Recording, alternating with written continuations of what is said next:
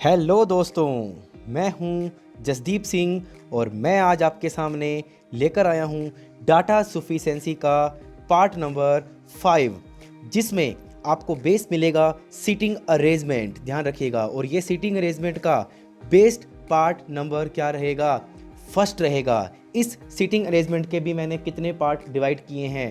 2 part में इसको divide किया है। तो आइए चर्चा करते हैं हम हमारे अगले क्वेश्चंस की और हमारे बेसिक कंसेप्ट की कि सीटिंग अरेंजमेंट क्या टॉपिक है और कैसे डाटा सफिशिएंसी में आता है। तो चलिए, आपके सामने सबसे पहले एक क्वेश्चन बेस डायग्राम बन के सामने आपके आएंगे। उन डायग्राम को पहले हमें समझना पड़ेगा। तो आइए चर्चा करते हैं हम। हमारा पहला जो डायग्राम है वो आप सबके सामने है सर्किल बेस। तो चलिए सर्किल की हम बात कर लेते हैं कि सर्किल में क्या क्या आपके सामने आता है। पहले तो मैं आप सबको बता देता हूं कि अगर वो आपको 8 व्यक्ति बिठाने के लिए कहे, 6 व्यक्ति बिठाने के लिए भी कह सकता है, 4 व्यक्तियों को बिठाने के लिए भी कह सकता है। ये ध्यान रखिएगा। अगर 4 व्यक्ति आपने बिठाने हैं एक वृत्त के अंदर, तो ध्यान रखिएगा वो 4 व्यक्ति आपको इस तरह से बिठाने हैं, यानी आमने सामने वृत्त के अंदर, यानी सर्किल के अंदर। अगर वो आपको कहता है 6 व्यक्ति बिठाने हैं, तो वो 6 व्यक्ति इस तरह से बैठेंगे। यानी वो आपकी मर्जी है कि आप इन दोनों को इधर बिठाना चाहते हो या इस तरफ बिठाना चाहते हो, वो आपकी मर्जी है। लेकिन 6 व्यक्ति इस तरह से यानी आमने सामने करके बैठेंगे। 8 व्यक्ति बनाने हैं तो 2 व्यक्ति तो ये आएंगे आएंगे, प्लस में ये वाले 2 व्यक्ति और आ जाएंगे। तो कितने व्यक्ति हम बिठा सकते हैं?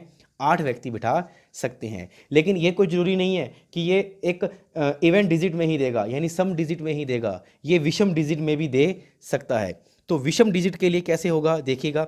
वो कहे आपको कि 5 जने बिठाने हैं, तो देखिए 1 2 3 4 और उसके बाद 5वां व्यक्ति आप यहाँ बिठा दीजिए।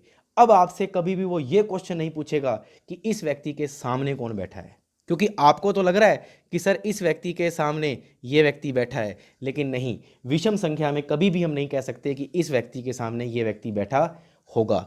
तो ये ध्यान रखिएगा कि सीटिंग अरेंजमेंट वाले टॉपिक के अंदर अगर सम डिजिट में अपने को व्यक्ति बिठाने के लिए कहा गया है तो 100% उसके सामने वाला व्यक्ति हम बता सकते हैं।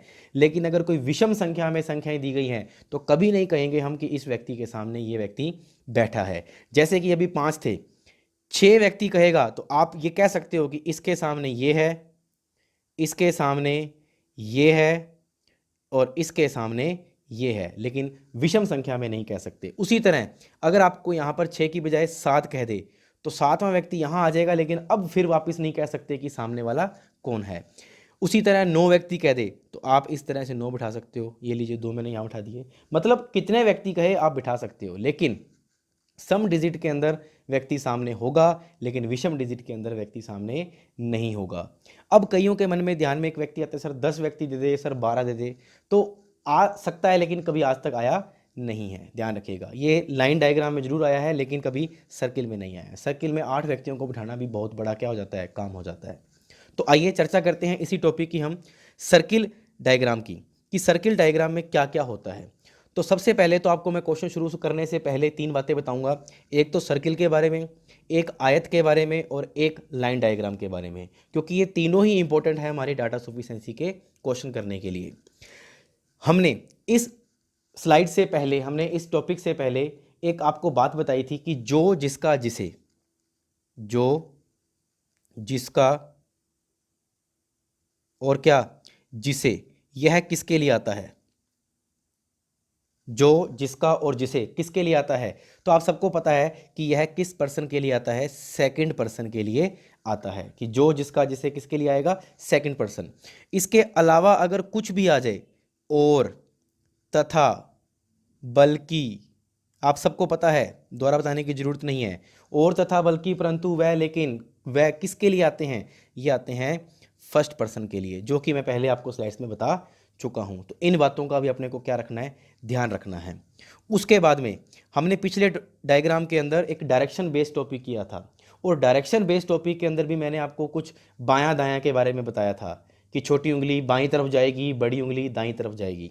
तो उन स्टूडेंट्स को मेरी एक हिदायत है कि जिन्होंने मेरे पिछले टॉपिक्स अगर डायरेक्शन बेस नहीं सीखा हुआ और अगर आपने पोजीशन ग्रुप नहीं सीखा हुआ तो देखिए ये टॉपिक में थोड़ी सी आपको दिक्कत हो सकती है, क्योंकि उन दोनों टॉपिकों का मिश्रण ही किस में है, सीटिंग अरेंजमेंट में है। तो इसलिए इस टॉपिक को देखने से पहले मैंने डिस्क्रिप्शन बॉक्स के अंदर आपको फर्स्ट, सेकंड, थर्ड और फोर्थ इन चारों डाटा सफिशिएंसियों का मैंने क्या दे रखा है, लिंक दे रखा है, वहाँ पर जाकर आप देख सकते हो। तो आइए चर्चा करते हैं हम सर्किल के बारे में। मैंने सिर्फ आपको इतना ही बताया है अभी तक कि कितने व्यक्ति बिठाने के लिए कह सकता है और जो जिसका जिसे ये किन चीज़ों के लिए आता है। अब हम नेक्स्ट की बात करते हैं कि सर्किल के अंदर अगर कोई व्यक्ति यहाँ पर बैठा है और हाँ, अगर क्वेश्चन की शुरुआत, ये ध्यान रख लेना, इन दो चीज़ों से होनी चाहिए। अगर इन दो चीज़ों से क्वेश्चन की शुरुआत नहीं होती है तो आपको वो दो चीज़ें ढूंढनी पड़ेगी। पहली, इस तरह से लाइन ढूंढनी है आपको, कहीं पर भी मिल जाए कि ए के दाएं या बाएं दूसरे स्थान पर बी बैठा है, ए के बाएं तीसरे स्थान पर सी बैठा है। कुछ ऐसी लाइनें आपको ढूंढनी है, ध्यान रखिएगा। ऐसी लाइन अगर मिलती है तो उसमें आपको क्या करना है, जो भी व्यक्ति दिया होगा उसको इस जगह पर बिठाना, यानी कि सबसे पहला जो स्टार्टिंग पॉइंट है हमारा वो यही है।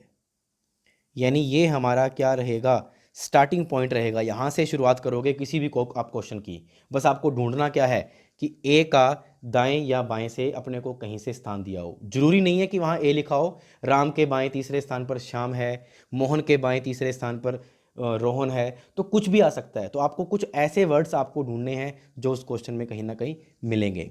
सेकेंड लाइन में आपको बता चुका हूँ कि हमें अब ध्यान क्या रखना पड़ेगा, स्टार्टिंग पॉइंट का ध्यान रखना पड़ेगा कि स्टार्टिंग पॉइंट हम अगर यहाँ से उठाते हैं तो क्वेश्चन करने में क्या रहती है, आसानी रहती है।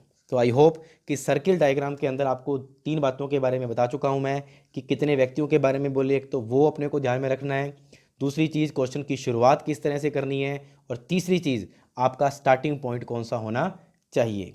तो आई होप कि आपको ये बात समझ में आया हो। आगे चलते हैं हमारा अगली थीम के ऊपर। ये सर्किल की थीम थी। सर्किल की थीम के बाद आपके सामने आती है कौन सी थीम, आयत, यानी कि रेक्टेंगल बेस। रेक्टेंगल बेस के अंदर भी सेम वही प्रोसीजर जो हम लोगों ने सर्किल में किया था। क्या, देखिएगा, सर्किल में हमने ये चीज़ की थी, सेम टू सेम आयत में भी ये चीज़ करेंगे। वो चार व्यक्तियों को तो कोने पर बैठने के लिए कहेगा और चार व्यक्तियों को कहाँ बैठने के लिए कहेगा, उनकी भुजाओं पर बैठने के लिए कहेगा। और वही सिचुएशन आपको मैं बता चुका हूँ। कुछ भी बोलेगा, स्टार्टिंग पॉइंट आपको या तो ये वाला मान लेना है, या ये वाला मान लेना है, या ये वाला मान लेना है। यानी हमेशा अपने को व्यक्ति को किस तरफ मुंह करके बिठाना है। अगर वो कुछ भी नहीं देता है तो व्यक्ति का मुंह हमेशा किस तरफ होगा, अंदर की तरफ होगा। किस तरफ होगा, अंदर की तरफ। और लेकिन अगर वो खुद कह रहा है कि कुछ व्यक्तियों का मुंह बाहर की ओर है और कुछ व्यक्तियों का अंदर की ओर है, तो आपको फिर उस क्वेश्चन के अनुसार चलना पड़ेगा, जो कि हम कहाँ सीखेंगे, इसके रियल टॉपिक में सीखेंगे, जहाँ हम सर्किल पे आधारित क्वेश्चन करेंगे। आज हम सिर्फ डाटा सफिशिएंसी का बेस लेकर आए हैं, तो ये उसी से रिलेटेड क्वेश्चन रहेंगे। सेम आयत की जैसे कौन है, व्रत है, और व्रत की जैसे कौन है, आयत है। तो आगे चलते हैं हम हमारे थर्ड पोजीशन, जो थर्ड पोजीशन की बात है वो भी देख लेते हैं हम। थर्ड नंबर पे हमारा आयत के बाद आता है लाइन डायग्राम। जी हाँ, लाइन डायग्राम क्या चीज़ है, देखिएगा। लाइन डायग्राम में आप सबको पता है कि ये साइड लेफ्ट होती है और ये साइड राइट होती है। सबको नॉलेज होगी कि ये साइड लेफ्ट है और वो साइड क्या है, राइट है। तो इसमें व्यक्तियों को बिठाने के लिए कहेगा, और व्यक्तियों का जब मुंह के बारे में कोई बात ना हो तो व्यक्ति हमेशा किस तरफ मुंह करके बैठे होंगे, उत्तर की तरफ मुंह करके बैठे होंगे। ये भी ध्यान रखिएगा, व्यक्ति कहाँ बैठे होंगे, उत्तर की ओर मुंह करके बैठे होंगे। तो ये बातें आपको को ध्यान होनी चाहिए। और राइट और लेफ्ट आप सबको डायरेक्शन में बता चुका हूँ, फिर भी बता देता हूँ। कोई व्यक्ति अगर यहाँ पर बैठा है, मान लीजिए ए बैठा है, तो इसका दायां तो ये है और इसका बायां ये है। ध्यान रखिएगा, ये लेफ्ट हो गया इसका और ये क्या हो गया, राइट हो गया। ये आप सबको पता है, मैं आपको बता चुका था कुछ इस तरह से डायरेक्शन के अंदर कि बड़ी उंगली और छोटी उंगली। बड़ी उंगली का मतलब राइट होता है और छोटी उंगली का मतलब क्या होता है, लेफ्ट होता है। तो ये इतनी सारी बातें एक बेसिक थी जो आप सबको पता होनी चाहिए। अब हम शुरुआत करते हैं हमारे क्वेश्चन नंबर 1 की, कि क्वेश्चन नंबर 1 जो है वो बेसिक क्वेश्चन में कैसा आएगा। तो देखिएगा, सर्किल बेसिक क्वेश्चन, ये रहा आपके सामने फर्स्ट क्वेश्चन। तो देखिएगा फर्स्ट क्वेश्चन क्या कहना चाहता है। हाँ जी, फर्स्ट क्वेश्चन में आपके सामने हैं 8 व्यक्ति। पहले हम बात करेंगे बेसिक क्वेश्चन की, फिर हम बात करेंगे डाटा सफिशिएंसी के क्वेश्चन की, ध्यान रखिएगा। हाँ जी, देखिए 8 व्यक्ति ABCDEFGH एक वृत्ताकार मेज के गिर्द बैठे हैं। तो ये लीजिए, मैं एक वृत्त बना देता हूँ, ये लीजिए, और 8 व्यक्ति हैं तो मैं 8 व्यक्तियों को इस तरह बना लेता हूँ, ये लीजिए, ये लीजिए, 8 व्यक्ति बन चुके हैं। 8 व्यक्तियों को मैंने बिठाना है, अभी तक मुझे ये नहीं पता कि कौन अंदर है और कौन बाहर है। तो वृत्ताकार मेज के गिर्द एक दूसरे से समान दूरी पर केंद्र की ओर मुंह करके, यानी सबका मुंह इस केंद्र की ओर है। अगर सबका मुंह केंद्र की ओर है तो इसका मतलब है इस तरह से सबका मुंह हो गया। अब मैं बनाऊंगा नहीं, नॉलेज मिल गई होगी आप सभी को। ये चीज़, सबका मुंह किस तरफ है, केंद्र की ओर है, ध्यान रखिएगा। अब नेक्स्ट पे चलते हैं कि सबका मुंह किस तरफ हो गया, केंद्र की तरफ हो गया। आगे अब क्या करना है आपको, जब भी आप एक सर्किल बेसिक क्वेश्चन बनाते हो तो आपने एक जो डायग्राम बनाया, जैसे मैं एक डायग्राम बना रहा हूँ, ये डायग्राम आपने बनाया। इस डायग्राम के अंदर मैंने आपको बोला कि फर्स्ट नंबर पे पॉइंट कौन सा आएगा, कि आपको कुछ ऐसी बातें ढूंढनी है जहाँ ये लिखा हो कि इसके दाएं ये बैठा है, इसके बाएं ये बैठा है। देखते हैं, एच का मुख बी की ओर है, पहली लाइन ये लिखी हुई है, एच का मुख किसकी ओर है, बी की ओर। आपको सबको पता है कि एच का मुख बी की ओर है, और मैंने बोला है कि फर्स्ट लाइन आपके सामने ऐसी होनी चाहिए कि ए के बाएं या ए के दाएं। तो ऐसी लाइन मेरे पास नहीं है, तो क्यों ना मैं इस लाइन को क्या कर दूं, छोड़ देता हूं। आगे चलिए, एफ तथा बी के बीच केवल 2 लोग बैठे हैं। एफ तथा बी के बीच कितने लोग बैठे हैं, 2। अभी भी हमारे सामने वो लाइन नहीं आई। नेक्स्ट पे चलते हैं, ई डी के दाएं दूसरे स्थान पर बैठा है। मिल गई ना हमें लाइन कि ई डी के दाएं कौन से स्थान पर बैठा है, दूसरे स्थान पर बैठा है। और स्टार्टिंग पॉइंट हमें पता है यहाँ से है, तो लिख दिया मैंने, ई डी के दाएं दूसरे स्थान पर। डी के दाएं दूसरा कौन है, ई है, ये लीजिए। डी के दाएं दूसरे स्थान पर कौन है, ई है। आपको सबको ये तो पता है ना, राइट लेफ्ट, बारी बारी नहीं बताऊंगा, इधर राइट हो जाएगा और इधर लेफ्ट हो जाएगा। चलिए, ई डी के दाएं दूसरे स्थान पर है। फिर बोला गया एफ सी के दाएं दूसरे स्थान पर है, और इसमें कहीं पर भी सी नहीं है ना एफ है, तो हम इस लाइन को भी छोड़ देंगे। आगे चलो, सी जी का एक निकटतम पड़ोसी है, तो यहाँ पर ना तो कहीं सी है और ना कहीं पर जी है, तो हम इसको भी छोड़ देते हैं। लास्ट लाइन पे आगे हम, सी बी का एक निकटतम पड़ोसी नहीं है, तो यहाँ पर सी भी नहीं है और बी भी नहीं है। तो हमारा जो पहला जो नियम था वो यहाँ पर अब सिर्फ और सिर्फ एक लाइन लेकर आता है कि ई जो है वो डी के दाएं कौन से स्थान पर है, दूसरे स्थान पर है। बाकी हमारे सामने कुछ भी नहीं है, ध्यान रखिएगा, कुछ भी नहीं है। तो क्यों ना अब मैं क्या करता हूँ, अपनी तरफ से एक सिचुएशन बनाता हूँ। सिचुएशन क्या बनाता हूँ वो देखिएगा। पहली लाइन क्या थी, अब हमें सोचना पड़ेगा, एच का मुख किसकी ओर है, बी की ओर है। तो अगर मैं यहाँ पर एच को बिठा दूँ अपनी तरफ से और यहाँ पर बी रख दूँ, देखो मैंने बी को इस जगह रखा नहीं, इस जगह रखा नहीं, या इस जगह रखा नहीं। क्यों रखा नहीं, क्योंकि जो मेरे पास एक लाइन मैंने अपनी डायग्राम में बिठा रखी है, मैं उन्हीं के आसपास बिठाऊंगा। क्योंकि लगभग क्या होता है कि ऐसे क्वेश्चनों की जो थीम होती है, जो आपको डायग्राम दिया होता है, एक लाइन दी गई होती है, उसके आसपास ही क्या होती है, मंडरा रही होती है। तो मैंने एच के सामने किसको बिठा दिया, बी को बिठा दिया। चलिए आगे, तो हमारी ले लाइन हमारी तरफ से एक बार क्या हो गई, क्लियर हो गई। लेकिन हम ये नहीं कहते कि सही बिठाया है। तो एच के सामने कौन हो गया, बी हो गया। नेक्स्ट चलो, एफ तथा बी के बीच में केवल कितने जने हैं, 2 जने हैं। एफ तथा बी के बीच में कितने जने हैं, 2 जने हैं, ध्यान रखिएगा। तो अपने को पता है कि एफ तथा बी के बीच में 2 जने हैं, तो ये रहा बी। अब अपने को पता है 2 जने इधर से आते हैं तो एफ यहाँ पर भी आ सकता है, और अगर इधर से 2 जने आते हैं तो एफ को मैं यहाँ भी बिठा सकता हूँ। तो मेरे सामने कितनी बातें आ रही हैं, 2 बातें आ रही हैं। अब इसको हम एक बार क्या कर देते हैं, रेफर कर देते हैं आगे के लिए। चलिए, तो एफ तथा बी के बीच में 2 व्यक्ति बैठे हैं। ई डी के दाएं दूसरे स्थान पर था। इसने बोला कि एफ सी के दाएं दूसरे स्थान पर बैठा है। एफ जो है वो सी के दाएं कौन से स्थान पर है, दूसरे स्थान पर है, यानी एफ सी के दाएं दूसरा।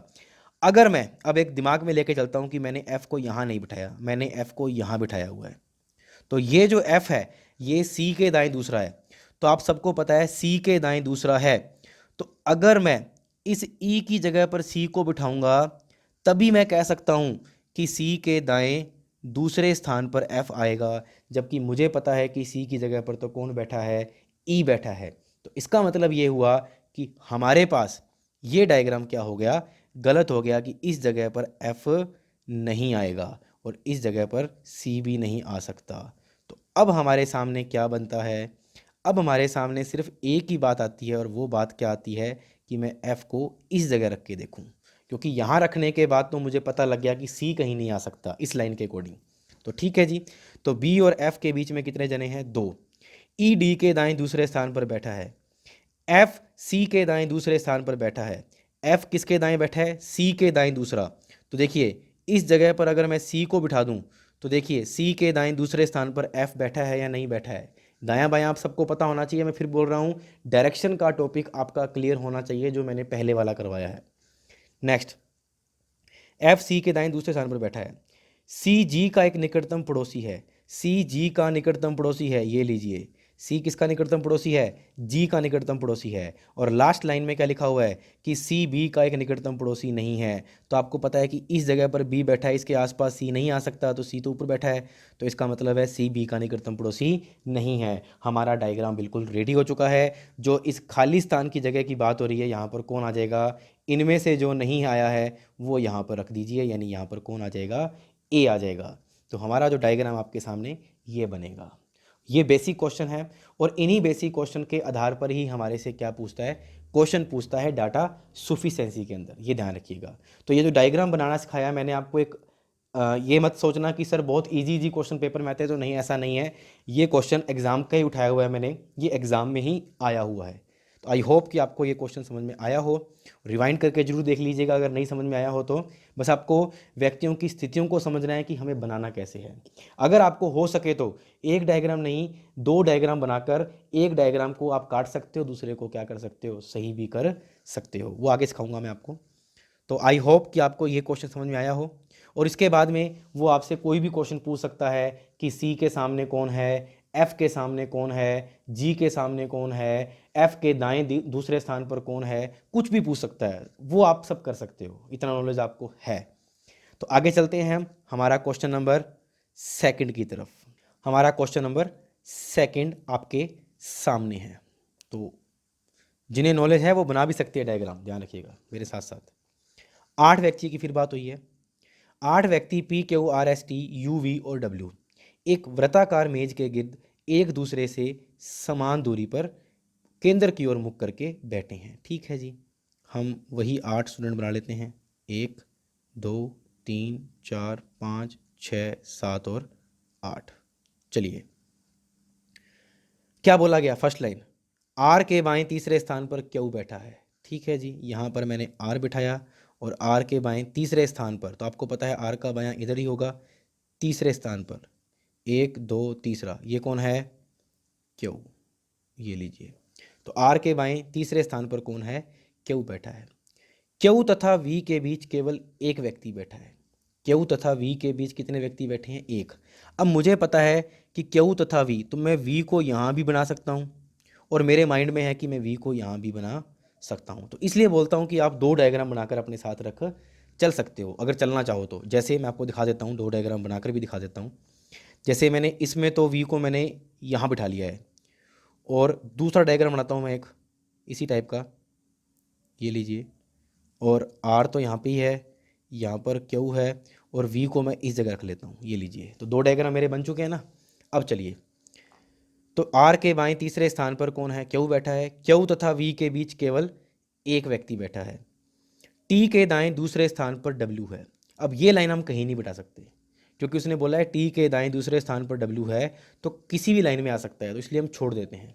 आगे चलो, टी न तो क्यू का और न ही आर का निकटतम पड़ोसी है। तो क्यू जो है, ये वाला जो व्यक्ति है क्यू जो है, यह किसका, सॉरी, इसने बोला गया है टी न तो क्यू का और न ही किसका, आर का। तो अपने को पता है टी यहाँ पर भी नहीं आएगा और टी यहाँ पर भी नहीं आएगा। तो फिर बताओ कि टी बेचारा आएगा कहाँ, इस जगह पर आएगा इस क्वेश्चन के अकॉर्डिंग। और इधर वाले के चाल चाल अपने चलते हैं। तो उसने बोला गया है कि जो टी है वो न तो क्यू का, यानी इधर भी नहीं आएगा इधर भी नहीं आएगा। तो टी न तो क्यू का और न किसका, आर का, तो यहाँ पे आर भी नहीं आएगा। तो इसका मतलब है इस स्थिति के अनुसार तो टी यहाँ पर भी आ सकता है, टी यहाँ पर भी आ सकता है, यहाँ पर भी आ सकता है, लेकिन इस सिचुएशन के अनुसार सिर्फ एक जगह पर ही सेट बैठता है। तो आगे चलते हैं नेक्स्ट। तो टी न तो क्यू का नहीं आर का निकटतम पड़ोसी है। यू के बाएं दूसरे स्थान पर एस बैठा है। यू के बाएं दूसरे स्थान पर कौन बैठा है? एस। लेकिन उससे पहले हमने एक लाइन छोड़ी थी ये वाली कि टी के दाएं दूसरे स्थान पर डब्ल्यू है। तो अगर टी को अपने यहाँ बैठाते हैं तो टी के दाएं दूसरे स्थान पर कौन है? डब्ल्यू बैठा है। तो ये वाली लाइन भी हमारी क्या हो गई? क्लियर हो गई। ये इसको मैं छोड़ रहा हूँ क्यों? क्योंकि मुझे पता लग रहा है कि यहाँ 3 3 4 4 जगह खाली बच रही हैं, इसके अंदर कोई खाली नहीं बच रहा है, इसलिए हम इसको आगे लेके चलते हैं पहले। तो टी न तो क्यू का और न ही आर का निकटतम पड़ोसी है। यू के बाएं दूसरे स्थान पर एस बैठा है। यू के बाएं दूसरे स्थान पर कौन बैठा है? एस। तो यू के बाएं दूसरे स्थान पर एस, क्योंकि ये 2 खाली जगह बची हैं, यहाँ पर आ ही नहीं सकता यू एस, क्योंकि साथ साथ तो बैठे नहीं हैं। और लास्ट लाइन क्या बोली गई है कि यू जो है वो डब्ल्यू का निकटतम पड़ोसी नहीं है। तो देख लीजिए यू तो ये रहा और डब्ल्यू ये रहा, तो निकटतम पड़ोसी तो नहीं है। तो बचा कौन हमारे पास? देख लीजिए पी बचा है, ये रहा पहला पहला व्यक्ति। तो इस जगह पर कौन आ जाएगा? पी। तो आई होप कि आपको ये डायग्राम भी समझ में आया हो। बस इसमें आपको व्यक्तियों को बिठाने की कला आनी चाहिए, और व्यक्तियों को बिठाने की कला वो सिर्फ 2 रूल जो मैंने आपको बताए थे कि पहला रूल कि आपको ए बी के दाएं, बी के दाएं, बी के बाएं, बी के इस तरह से क्वेश्चन कहीं भी बोलता है तो वो उठाइए लाइन। और दूसरी चीज़ कि आपके स्टार्टिंग पॉइंट जो है वो आपका ये वाला होना चाहिए, लास्ट नीचे वाले से स्टार्ट होना चाहिए। और आपको ये सबको पता है कि छोटी उंगली का मतलब बायां और बड़ी उंगली का मतलब दायां होता है, यानी छोटी उंगली बाएं को प्रेफर करती है और बड़ी उंगली दाएं को प्रेफर करती है।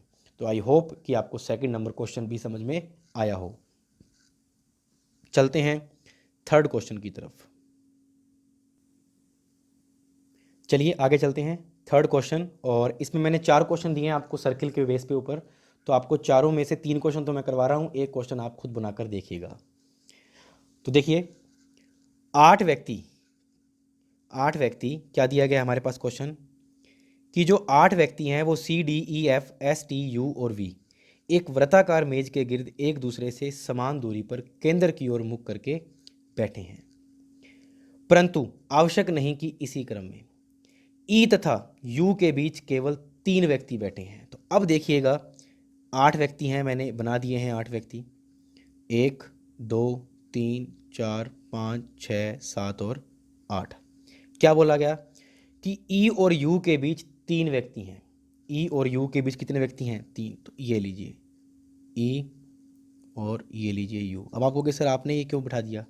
आपने तो कहा था कि इसके दाएं इसके बाएं, क्योंकि मुझे पता है ई और यू के बीच में 3 है। तो अगर मैं डायग्राम ये भी बनाता हूँ और कहीं भी बिठाता हूँ व्यक्ति को, तो अगर मैंने ई को यहाँ बिठाया तो यहाँ यू ही आएगा ना, क्योंकि 3 इधर से देख लो और चाहे 3 इधर से देख लो, बात तो एक ही है ना, बीच में तो 3 जने ही आएंगे, इसलिए ई और यू आएगा तो क्या आमने सामने। लेकिन अब ये नहीं पता कि जैसे मैंने बिठाई है वैसे आएगा, तो इन दोनों में से किसी एक सिचुएशन में तो आ ही सकता है। तो आगे चलते हैं नेक्स्ट थीम की तरफ। ई तथा यू के बीच केवल 3 व्यक्ति हैं। यू तथा एफ के बीच 2 व्यक्ति हैं। यू तथा एफ के बीच कितने व्यक्ति हैं? 2। तो यू और एफ, आपको पता है इधर मैं अगर 2 व्यक्ति बिठाऊंगा तो एफ इस जगह पर आएगा, और अगर मैं इधर 2 व्यक्ति बिठाऊंगा तो एफ इस जगह पर आएगा। यानी कहने का मतलब ये हुआ कि एफ किधर भी आ सकता है। तो उसके लिए हम एक काम करते हैं, इनको मिटा देते हैं, ये तो बताने के लिए बताया था आपको। चलते हैं तो देखिएगा क्या बोला कि यू तथा एफ के बीच में 2 व्यक्ति बैठे हैं। आगे क्या बोला गया? या तो दाईं ओर और या बाईं ओर, वो मैंने बता दिया है आपको पहले ही। वी के बाएं तीसरे स्थान पर सी बैठा है, तो ये भी नॉलेज नहीं है हमारे पास। वी न तो यू का और न एफ का निकटतम पड़ोसी है। टी के ठीक दाएं डी बैठा है। तो हमारे पास कोई भी लाइन लिखने की जगह नहीं है, तो अब हमें एफ को रखना पड़ेगा। तो वही सिचुएशन कि एफ को मैं एक बार यहाँ रख लेता हूँ, गलत हुआ तो इधर रख के देख लेंगे। चलिए यू तथा एफ के बीच में 2 व्यक्ति बैठे हैं। वी के बाएं तीसरे स्थान पर सी बैठा है। वी न तो यू का, वी न तो यू का और न ही किसका? एफ का निकटतम पड़ोसी है। तो आपको पता लग गया वी न तो यू का और न ही एफ का निकटतम पड़ोसी है, तो वी या तो इस जगह पर आ सकता है या इस जगह पर आ सकता है। तो इतनी बात पता लग गई। अब आप इस लाइन को पढ़ लीजिए, पीछे वाली लाइन को। वी के बाएं तीसरे स्थान पर सी है, तो अगर मैं वी को यहाँ बिठाता हूँ इस जगह पर, तो वी के बाएं तीसरा इस तरफ, बाएं तीसरा देख लो, 1 2 और तीसरे पे तो एफ बैठा है। इसका मतलब है कि मैं इस जगह पर एफ को वी को नहीं बिठा सकता एक बार के लिए हमारे क्वेश्चन के अकॉर्डिंग। तो चलिए आगे नेक्स्ट की थीम चलते हैं। ये बिठा दिया है मैंने सी को, तो वी के बाएं तीसरे स्थान पर कौन बैठा है, सी बैठा है। अब बात क्या थी कि वी न तो यू का और न ही किसका, एफ का निकटतम पड़ोसी था। टी के ठीक दाएं डी बैठा है, तो आप सबको पता है कि टी के ठीक दाएं डी बैठा है, सिर्फ इसी स्टेज पे आ सकता है और कहीं पर भी साथ साथ बैठ नहीं सकते। तो इसका मतलब है हमने एफ़ को यहाँ बिठाया था वो बिल्कुल क्या है, सही है। और अगर एफ़ को उधर बिठा देते तो क्या हो जाता, क्वेश्चन गलत हो जाता। तो आई होप कि यहाँ पे जो बचा हुआ व्यक्ति है वो आप सबको पता लग गया होगा कौन बचा हुआ है। सी आ गया, डी आ गया, ई आ गया, एफ आ गया, उसके बाद एस नहीं आया, तो यहाँ पे कौन आ जाएगा, एस आ जाएगा। तो आई होप कि आपको थर्ड नंबर क्वेश्चन भी समझ में आ गया होगा, सभी को आ गया होगा। यस, ठीक है। तो आज हम जो डाटा सफिशिएंसी करने वाले हैं, मैं फिर बोल रहा हूँ, सीटिंग अरेंजमेंट हम किस पे करने वाले हैं आज, ओनली ऑन सर्किल बेस करने वाले हैं। मैंने आपको सर्किल और आयत और किसके बारे में बताया, लाइन बेस बताया, लेकिन हम जो आज करने वाले हैं वो सर्किल बेस ही करने वाले हैं, ध्यान रखिएगा, डाटा सफिशिएंसी का। और नेक्स्ट जो अपनी आएगी वीडियो उसके अंदर क्या होगा, लाइन डायग्राम के क्वेश्चन होंगे बेसिक के, और प्लस में लाइन डायग्राम के ही क्या होंगे, डाटा सफिशिएंसी के क्वेश्चन होंगे। और उसके बाद जो थर्ड पार्ट आएगा उसमें पज़ल की बेसिक होगी और पज़ल की ही क्या होगी, डाटा सफिशिएंसी होगी। तो आई होप कि आपको ये तीनों क्वेश्चन समझ में अच्छे तरीके से आ गए होंगे। तो हम नेक्स्ट क्वेश्चन पे चलते हैं, अगले क्वेश्चन की तरफ, क्वेश्चन नंबर 4, जो कि आपके द्वारा किया जाएगा। आपको दिखा देता हूँ और आंसर भी बता देता हूँ मैं, ताकि आप बनाओ, उसके बाद में आप देख लेना कि मेरा आंसर सही था या गलत था। आंसर ये है इसका,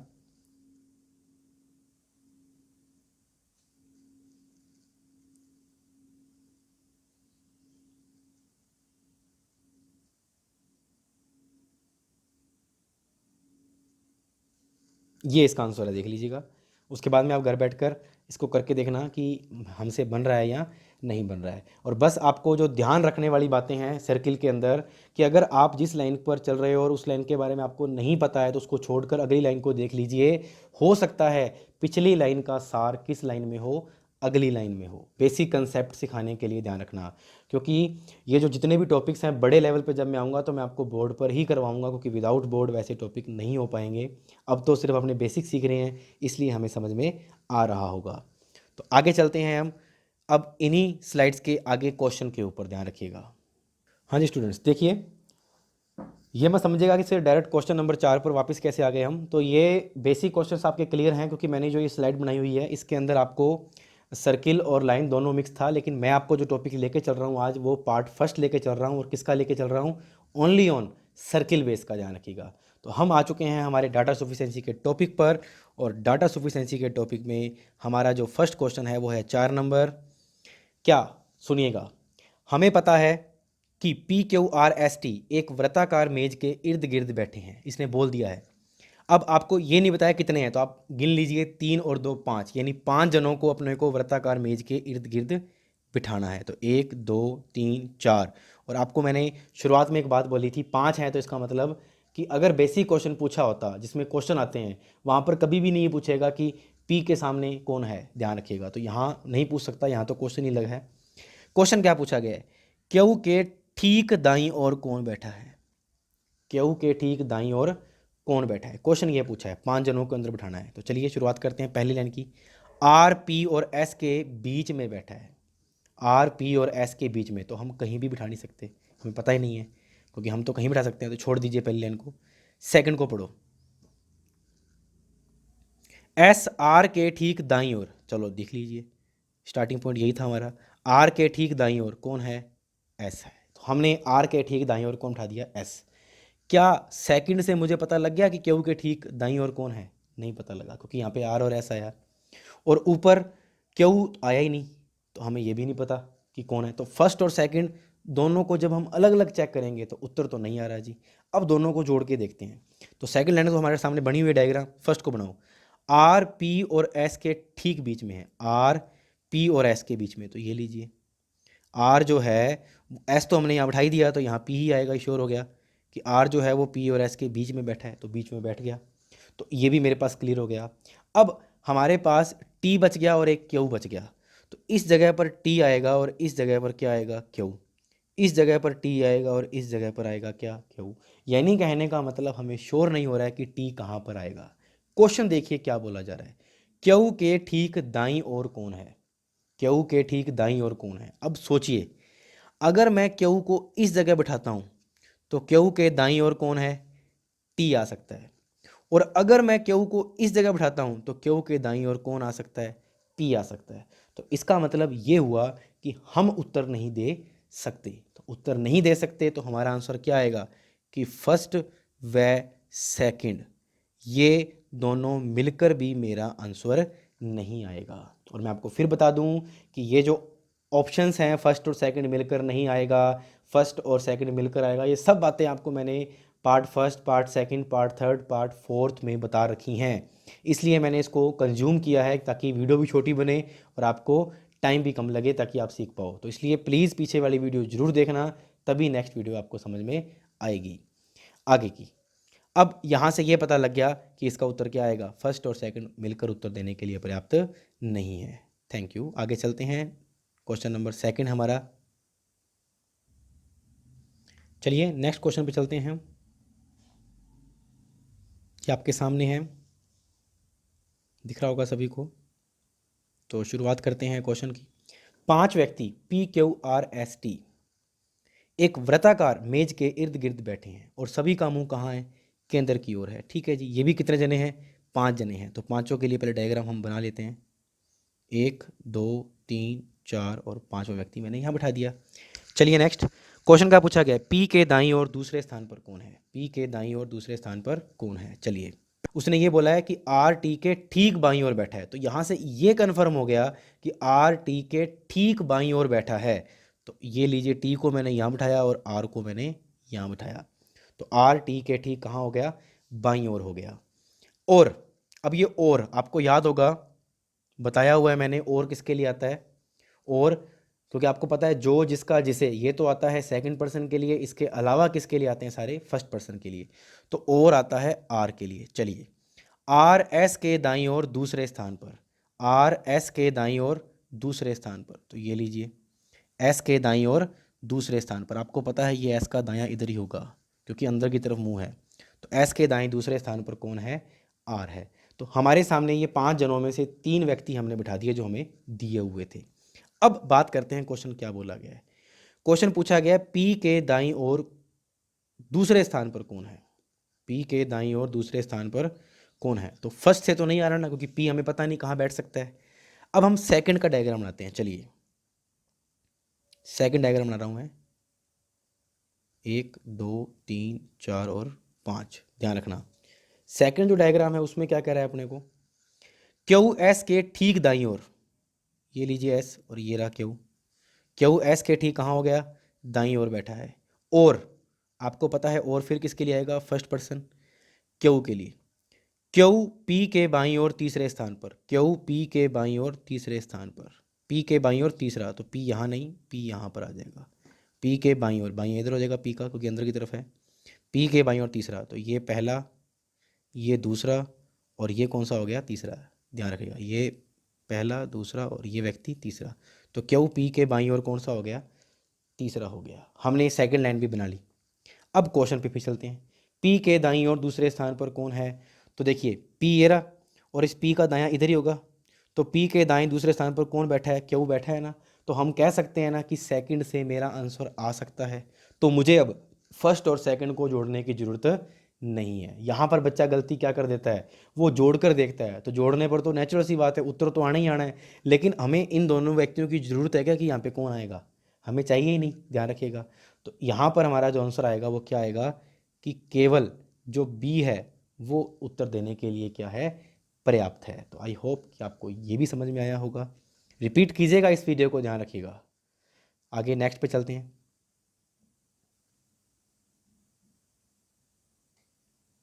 हाँ जी, अगला क्वेश्चन देखिए। इसके बाद मैं आपको एक क्वेश्चन और करवाऊंगा, 4 क्वेश्चन आपको मैं करवाऊंगा। और उसके बाद में इस बार आपको टेलीग्राम लिंक पर अभी पीडीएफ नहीं मिलेगी, ध्यान रखिएगा। टेलीग्राम लिंक पर पीडीएफ मिलेगी इस टॉपिक के ख़त्म होने के बाद, क्योंकि उसमें क्वेश्चन फिर आपको मैं लमसम 30 के आसपास दूंगा, 30 के आसपास आपको पीडीएफ मिलेगी क्वेश्चंस की। चलिए इस क्वेश्चन को करके देखते हैं।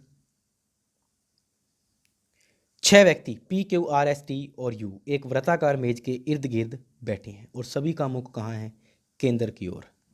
ये सभी एक दूसरे से समान दूरी पर बैठे हैं। ये सभी एक दूसरे से समान दूरी पर बैठे हैं। तो ये लीजिए 1 2 3 4 5 और 6। तो अब चलते हैं क्वेश्चन की तरफ। क्वेश्चन पूछा गया है टी के दाईं और दूसरे स्थान पर कौन बैठा है? ठीक है जी, पढ़िए फर्स्ट लाइन। पी क्यू के ठीक बाईं ओर बैठा है। पी क्यू के ठीक बाईं ओर, ये लीजिए पी क्यू के ठीक बाईं ओर बैठा है और क्यू आर के विपरीत बैठा है। क्यू किसके विपरीत बैठा है? आर के, ये लीजिए। तो फर्स्ट लाइन को बनाने के बाद 3 बातें हमारे सामने आ गई, आर पी और क्यू। पढ़िए, टी के दाईं ओर दूसरे स्थान पर हमें नहीं पता कौन बैठा है। ना तो हमें टी दिख रहा है, ना हमें यू दिख रहा है और ना हमें क्या दिख रहा है? जने 6 हैं तो एस भी नहीं दिख रहा है। यहाँ पे कौन नहीं दिख रहा? एस भी नहीं दिख रहा है, ध्यान रखिएगा। चलिए, तो फर्स्ट लाइन तो क्लियर हो गई हमारी। सेकंड पे चलते हैं। एस यू के ठीक बाईं ओर बैठा है। एस यू के ठीक बाईं ओर, तो आपको पता है यहाँ तो इन दोनों के बीच में एक जना ही है और अपने को पता है दोनों इकट्ठे आए क्योंकि यू के ठीक बाईं ओर है। तो यू के ठीक बाईं ओर कौन बैठा है? एस। क्योंकि अलग से बनाने की जरूरत नहीं है, सेकंड का उत्तर तो आएगा ही नहीं, मैंने फर्स्ट और सेकंड को जोड़ दिया। तो यू के ठीक बाईं ओर कौन है? एस है। और आपको पता है कि इस जगह पर कौन आ जाएगा? टी आ जाएगा। जो बचा हुआ होता है वो उस जगह पे आ जाता है, खाली जगह पर आ गया। पूरा डायग्राम बन गया ना। तो नेचुरल सी बात है, अब जो क्वेश्चन पूछा गया वो उत्तर तो आएगा ही आएगा, हमें बताना नहीं क्या आएगा, उत्तर तो आएगा ना। तो इसका मतलब है कि फर्स्ट व सेकंड मिलकर उत्तर देने के लिए क्या है? पर्याप्त है। ये ध्यान रखिएगा। तो आपको ये भी बात समझ में आ गई होगी। नेक्स्ट थीम पे चलते हैं हम अगले क्वेश्चन की तरफ। अगला क्वेश्चन क्या कहता है देखते हैं। हाँ जी, आखिरी क्वेश्चन है हमारा आज का, ये ध्यान रखिएगा। आज का आखिरी क्वेश्चन ध्यान रखिएगा।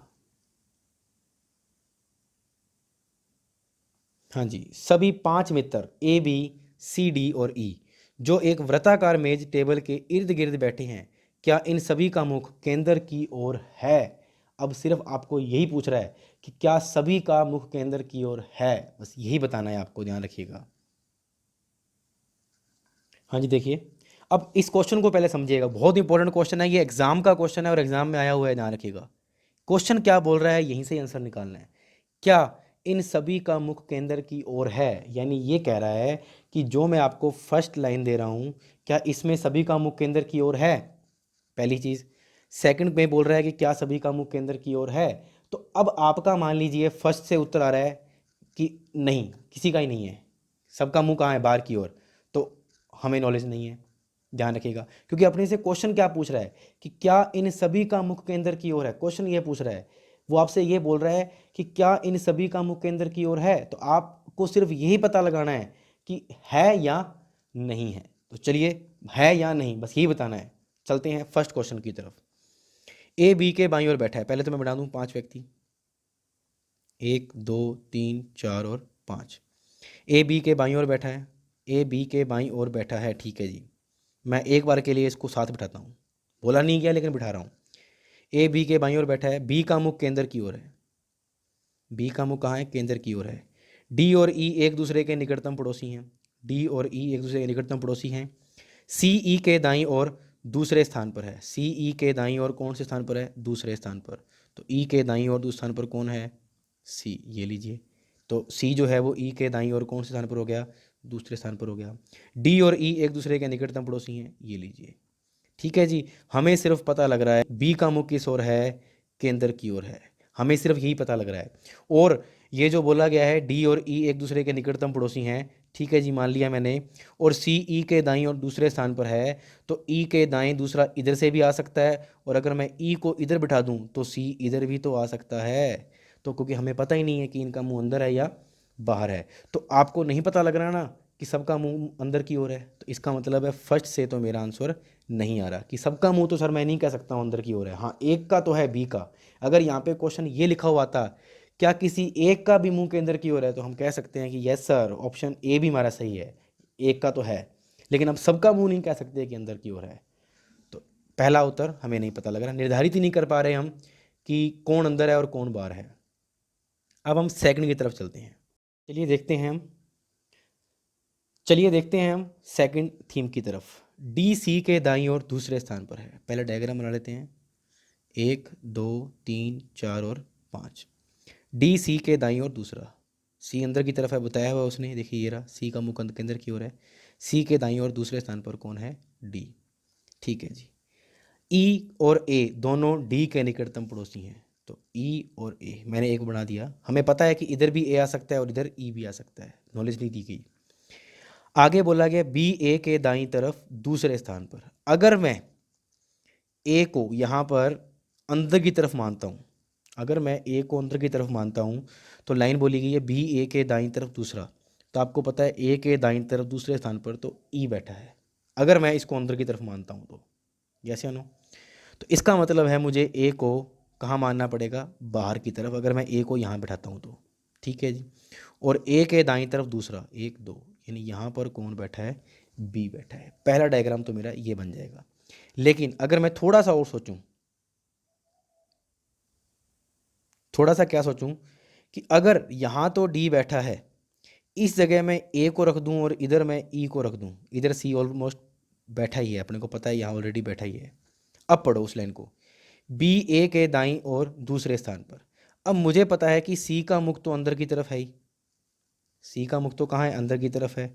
और अगर मैं ए की बात करता हूँ, यहाँ पे किसकी बात करता हूँ? ए की बात करता हूँ। उसने बोला है ए के दाईं ओर, अगर ए को यहाँ पर बाहर की तरफ बिठाता हूँ तो अपने को पता है इधर तो नहीं आएगा भी, और अगर मैं ए को अंदर की तरफ करता हूँ तो भी नहीं आएगा व्यक्ति।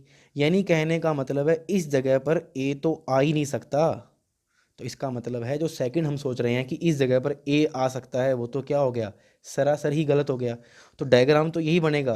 तो अब हमें पता लग रहा है कि सी का मुख तो कन्फर्म है अंदर की तरफ, और ए का मुख है कन्फर्म किसकी तरफ? बाहर की तरफ। तो यहाँ से ये सिद्ध होता है कि उसने क्वेश्चन ये पूछा है क्या इन सभी का मुख केंद्र की ओर है? तो हमारा उत्तर आ रहा है ना कि नहीं, सबका मुख केंद्र की ओर नहीं है। तो मेरा आंसर किससे आ जाएगा? बी नंबर टॉपिक से मेरा क्या आ जाएगा? आंसर आ जाएगा। तो आई होप कि आपको ये समझ में आया हो। और अगर बाय द वे आपको कोई भी क्वेश्चन समझ में नहीं आता है तो आप मेरे व्हाट्सअप नंबर पर, आपको सबको पता है व्हाट्सअप नंबर जो टेलीग्राम लिंक से जुड़ा हुआ है, आप वहाँ पर इस किन्हीं भी क्वेश्चंस को रिपीट कर दीजिए, मैं आपको रिवाइज़ कर दूंगा, क्योंकि इंपॉर्टेंट है चीज़ें, आपको पहले रिवाइज़ करना ज़रूरी रहेगा। मेरी वीडियो देखने के बाद आपको एक बार रिवाइज़ ज़रूर करना है, क्योंकि रिवाइज़ करने से ही ये चीज़ें क्या होती हैं? क्लियर होती हैं।